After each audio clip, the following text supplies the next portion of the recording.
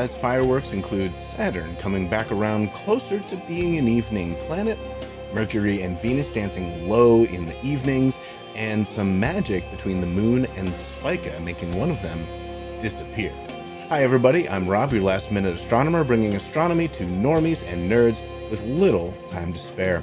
As usual, I'll start by talking about where the naked eye planets are for the month, move on to the lunar phases, and finish up with a calendar of events, so you can plan better ahead than me.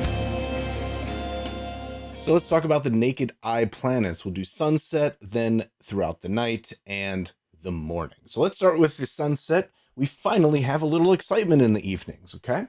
In fact, as you can see on the screen here, you can see Mercury is up there, even on July 4th. And what you'll notice is that throughout the month, if I fast forward, Mercury kind of hovers around the same area, but the sunset gets a little bit earlier. So Mercury is basically going to be about 10 or 15 degrees above that western horizon, just challenging you to find it. It's a challenge because it's dim enough to sort of be hard to see in the twilight, okay? But if you don't find it this month, you can wait until some mornings in August, which is when it should make another appearance. Now, on the other hand, though, and let me get closer to sunset in the middle of the month, oh, there it is. Venus starts to make its appearance. And this appearance of Venus in the evenings is going to last until, I believe, mid-March of next year. So Venus is going to start out there, and as we move forward in time, it also kind of stays in the same spot, but it is getting higher because, again, sunset is getting earlier. But Venus won't get any higher than 10 degrees at sunset, but will also be a challenge given how close it is to the sun. Now, I want to challenge you to do this. This is a great time to start looking at Venus through your telescope, because now you can see Venus as its gibbous phase, because it's coming back from around the sun. And what's going to happen over the next 9 months or so is it's going to go into a half phase and then into a crescent phase as it gets closer to us. And it's just really neat to see this. So I'd highly encourage you to do that. So what we're seeing is Mercury and Venus in the west after sunset, if you've got a clear view of the horizon. Now, moving on to the middle of the night planets. Well, even on July 31st, as we look around, we don't really see any other planets. But let me go back to July 1st. And let's move way forward into the night about, let's see, 1250. Oh, there it is. There is Saturn. Now, the way Saturn's working this month is you are going to have to stay up to catch it. In the beginning of the month, it's around after midnight that you have to see it. If we move forward to July 31st, you see that it's already up at 1250. In fact, at the end of the month, it rises closer to like 10:30 p.m. So later in the month, this is when it starts becoming an evening planet for us. So the later you stay up this month, and the later it is in the month, the higher Saturn will be, and the closer to the west Saturn will be as well. But no matter what, it's going to look awesome in your telescope because the rings are just about edge on. In fact, we're moving away from being perfectly edge on, but definitely worth taking a look. And hopefully you can see that gap depending on your type of scope. So now let's move on to the morning planets, right? Morning was a bit more exciting last month, and it's still exciting this month, okay? So all we got to do is move to, let's say, sunrise on July 1st. And already you notice that we've got Jupiter, Mars, and the moon right there on July 1st. And Saturn's way over there, okay? So what's going to happen is throughout the month, Mars and Jupiter are going to get much closer together, and Saturn is going to move further away, okay? In fact, by the month's end, Saturn is about 120 degrees away from Jupiter and Mars, and Jupiter and Mars are just 10 degrees away from each other.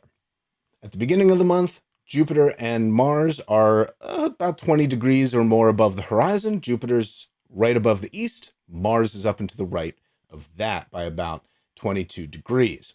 And then at the end of the month, Jupiter and Mars are just 10 degrees apart. And again, Saturn starts off pretty close and then moves much further away. Now, if you want to see them rise at the beginning of the month, Mars does that at 2:30 in the morning and Jupiter after 3:30 in the morning. By the end of the month, Jupiter and Mars both rise by about 2 a.m. So again, to summarize, in the mornings, we've got Jupiter and Mars getting closer together in the east, Saturn off to the south up high. Throughout the night, you're going to have Saturn to see, and then in the evenings, right after sunset, you should be able to see Mercury and Venus off to the west. So when do you want to go observe? Well, let's talk about the moon phases. Now, the first week is actually a really good week. We've got the morning crescents. You have to go out in the morning to see the moon off in the east. The new moon is on the 5th. Then you've got a week of evening crescents after that. Then we've got a first quarter moon on the 13th. That's when the right half is lit up. You can see it high in the sky at sunset, but it sets by midnight. Then you've got some evening gibbous moons for a week after that until the full moon on the 21st. Then you've got a week of waning gibbous when it's mostly lit and rises later at night. And then the last quarter moon is on the 27th. So basically, the best time to observe is probably the beginning of the month. Now, the moon also passes through things throughout the month as well. So let's take a look at some of the lunar close encounters for July. So we start off on July 1st. You see the moon is just above Mars. And as we said, moon moves across the sky. And so it's between Mars and Jupiter on the 2nd and right next to Jupiter on the 3rd. Now, you go forward a couple more days and you see the moon goes by the sun. So now we've got to flip on over to the sunset sky, and we've got to move to the west. So we'll just turn right around. And now you start seeing, ooh, maybe you can see this. Now, this is on the 6th after sunset. So about 8:37, 8:40. This is going to be tough, but if you have a clear view of the horizon, you can find this. You'll see Venus right there, probably the brightest part. The moon is going to be very barely lit up, but you might be able to see it. And Mercury's up and to the right of that. I would highly recommend binoculars for this sort of thing. You might be able to catch it that way a bit easier. Now, what happens the next night is the moon is now directly above Mercury. So if you're trying to find Mercury, the evening of July 7th is probably your best bet because the moon should be easy to find, and then just look a little bit below that and find Mercury. It might take a little bit closer, after sunset to actually come out, but I think it's worth it. So that's the first week, and then we really don't have anything, as you see that big gap in the ecliptic there. We really don't see anything until July 24th, okay? And July 24th, we don't see anything. Let's go a little bit later at night. Here we go. Oh, there it is, Saturn and the moon. So after 11 p.m., in fact, I'll go even later just to put that up higher in the sky.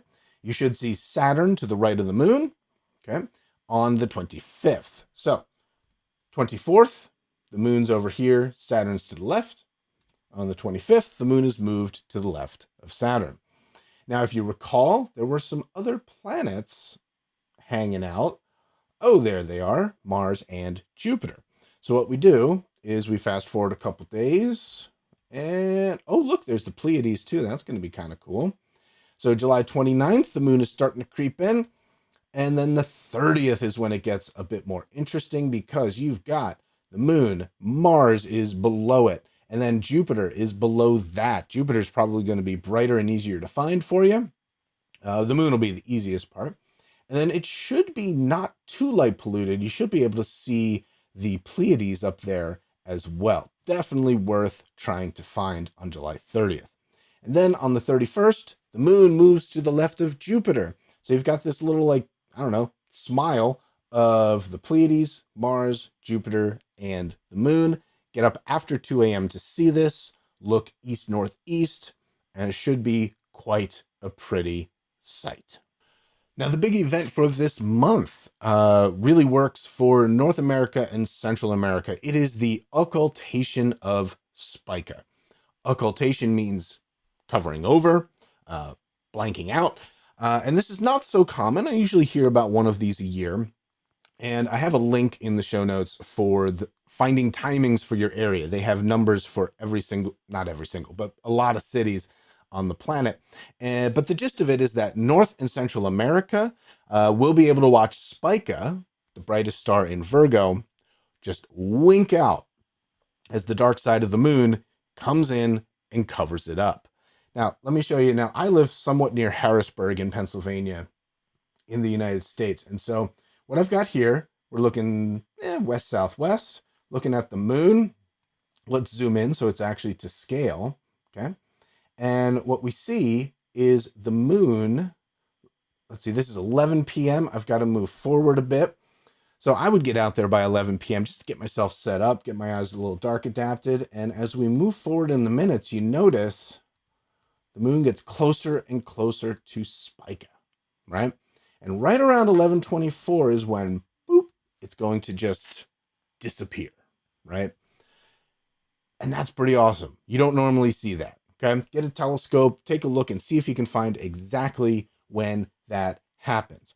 Now, for us here in Harrisburg, or near Harrisburg, the problem is that, oh, there it is. The reappearance of Spica won't happen until after the star and the moon are below the horizon.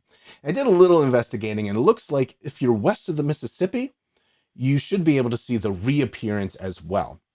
The only problem with, well, either way, no matter what, it's still only about 10 degrees above the horizon. So it's going to be low. You need a clear view, but you still should be able to see it. I would highly recommend something like Starry Night or Stellarium to sort of see where the moon will be at your time, and just to sort of see, like, what's it going to look like for me, okay?